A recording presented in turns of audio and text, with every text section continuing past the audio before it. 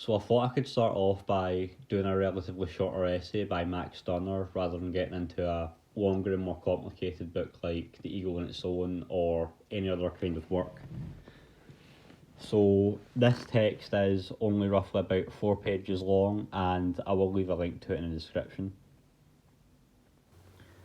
The main theme of this essay is the apathetic attitude of the government towards the oppression of workers and in general anything that doesn't threaten its bottom line. For example, Stirner states that, quote, pauperism can only be removed when I as ego realise value from myself, when I give my own self value. I must rise in revolt to rise in the world. However, he points out that when a worker does try and assert their own will and self-interest, by say for example demanding higher wages or better worker rights, so that the price they are paid for their work may more accurately reflect its value, the government will step in on the side of the capitalist. This is because the government is only concerned with maintaining its own order over society, so that it will remain apathetic towards everything it governs up until the point where some conflict arises. And once since conflict arises, it will try to simply restore things to the status quo, that status quo being the exploit of the workers under capital.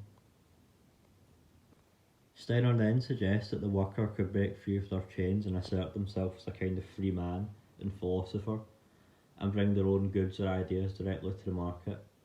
However, he then goes on to explain that this so-called free man can only sell or philosophise within the purview of the government, and that they must still always consider what may or may not be approved by them.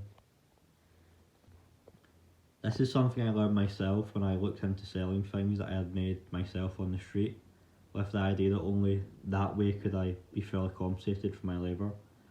However, when I set out in this task, I very quickly found that to sell anything I'd need a permit, and that even with a permit I'd likely be continually harassed by the police no matter what I sold.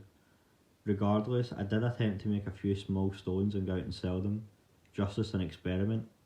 Unfortunately, I didn't make anything, but at every step from the very making of the stones to physically standing on the street corner in an attempt to sell them, I was continually terrified by the idea that I might be fined or otherwise just harassed by the police.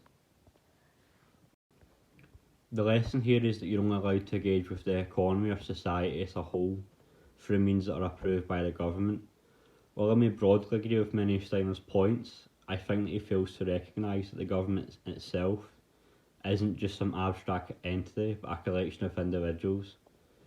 So while the logic of his argument may broadly apply, we can nonetheless see many examples of more radical governments that did side with the workers or otherwise oppressed. Although one could go on to argue that even under these governments the individual was still constrained by the morality and power of said government. Their relations with one another are still governed over and mediated by said government, no matter how quote-unquote just or relatively liberal we may believe this government to be. It will nonetheless have its own status quo that it will seek to impose above everything else.